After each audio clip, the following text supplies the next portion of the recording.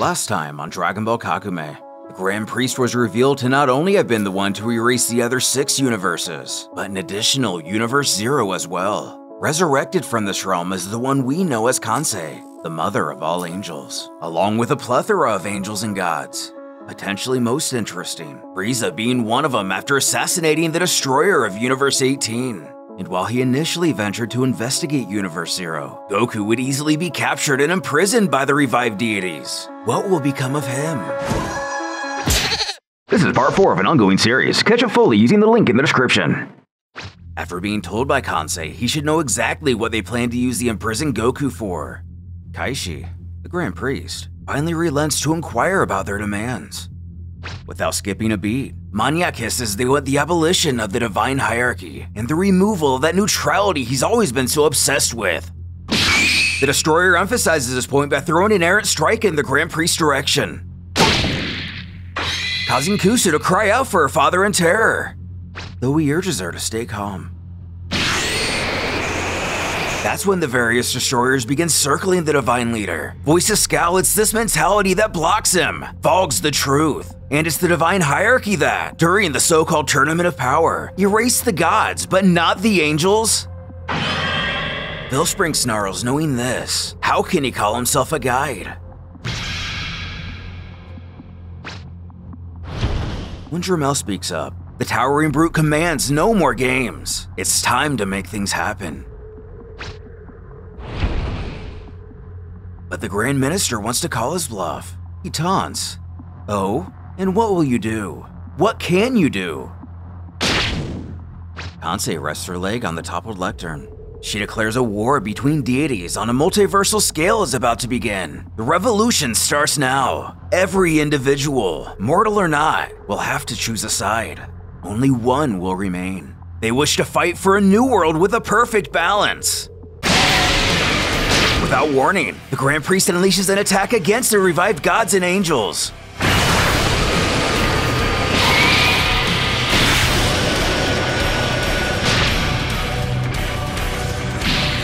Not without taking great damage himself. He falls to his knees bleeding from the mouth.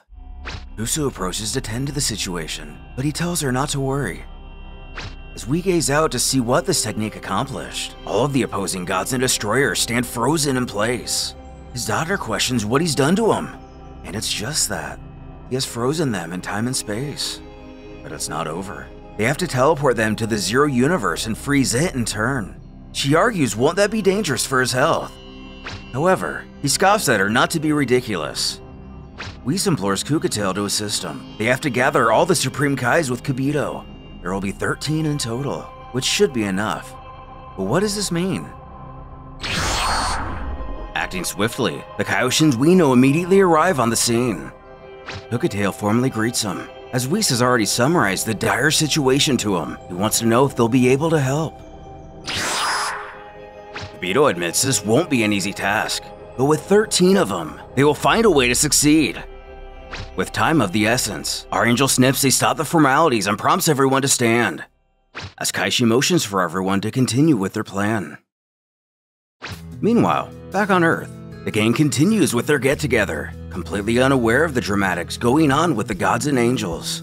As Videl and Chi-Chi carry plates of food to the others, 18 darts up to insist they let her help with that. At the table, we see Krillin, Goten, Trunks, Pan, Mr. Satan, and Boo.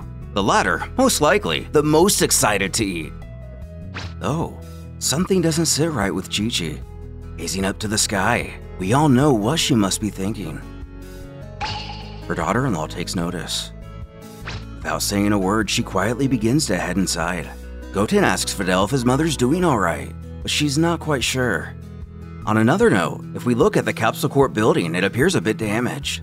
Was it from the fight between Goku and Beerus, or something else? Concerned, Videl trails after her to question if she's okay. While trying to keep a stiff upper lip, Chi-Chi insists everything is fine through the unstoppable tears. Videl reaches out for her. She insists Goku is just late. She knows how he is. Trying to laugh off the situation, this is just how he's always been with social gatherings, at least from what she's seen and heard. Chi-Chi does her best to manage a smile, returning the chuckle and admitting she must be right. At the same time, Gohan stands in the mirror straightening his tie. Then rethinking his attire, he appears to lose the vest in favor of something a little less butlery. Outside, he gazes at the beautiful sky, taking in the lovely scenery. As he pulls up a chair to join the others, we see he's ditched the tie as well, though he's a bit confused why his dad hasn't arrived yet. While ruffling Goten's hair, Videl doesn't have much to say on the matter. While in the background, Trunks drives his mother crazy playing with a dog, possibly Bee, instead of getting ready to come to the table for dinner. She continues her shouting as Gohan takes note of his mother's expression. She's still clearly focused on the whereabouts of her husband. But knowing nothing can be done, he figures they should just eat. When something catches their attention, looking upward, he asks, "What's that?" Meanwhile, in Universe 11, Planet Zarus, Jiren goes to wrangle up a monstrous dinosaur-looking creature. He grabs a net, or reins, caught around its teeth to pull its head up, before sending it flying. Though there are a few questions regarding this scenario. Was he trying to save the creature, or kill or subdue it? As a punch like that from Jiren is likely to be a death blow for most natural life. Either way, something above also appears to capture his attention. Universe 6, Planet Geno. One of our favorite assassins makes his way through a crowd. Some of their faces we may recognize. It's made evident rather quickly he's on the clock.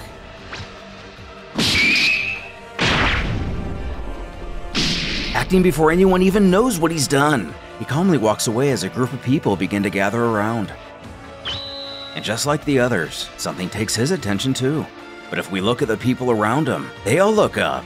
Does this mean it's not merely a powerful key everyone is noticing? And in the same universe over on Sadala, Caulifla continues her rigorous training as Kale stands behind her. Kappa approaches as she nears 20,000 thumb push-ups. He greets the pair. The latter stays focused on the task at hand while Kale offers a meek reply. Finishing, Caulifla finally says hello as well, though referring to him as Crawler, likely a petty insult somewhat lost in translation, as this manga is originally in French. She asks what he's doing here. And the truth is, he was just passing through. But before he can even finish, he beckons what's that above him. Apparently not sensing anything, she cockily questions what he's talking about. So he straight up points it out, telling her to look. What's that ball? Curious, but not threatened, Caulifla responds pretty much with a, "Huh, well how do you like that?" and has no idea what that thing is. She casually turns her head to tell Kale to check it out. There's a ball in the sky, leaving her a bit confused, though her partner assures it doesn't even matter. As it begins to speak, prompting everyone to listen to it. The entity announces itself as the Grand Priest of the Multiverse, and has come to bring them the direct orders of the one they call God. Though Kappa wonders why the Grand Priest would want to talk to all of them through a giant ball. This whole thing is very strange. At any rate, he continues to address all life forms in the present world. An evil angel rebelled against him, though he was able to freeze her in time and space. It will only last for a period of 2 years. A war between all universes will begin once this delay is over. Every single individual will have to be ready to choose a side.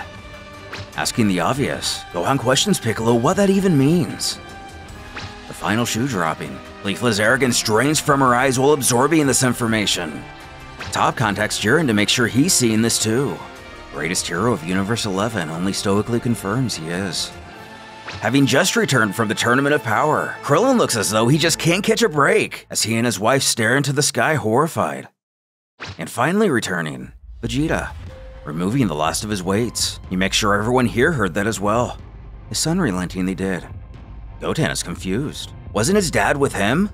But no, Vegeta figured he'd already be on Earth by now, only furthering Chi-Chi's concern for her husband.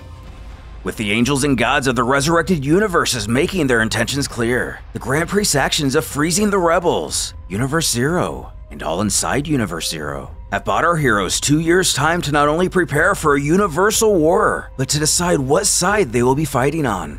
The natural choice seeming to be the side of the Grand Priest. But would the abolition of the divine hierarchy lead to greater equality or absolute chaos?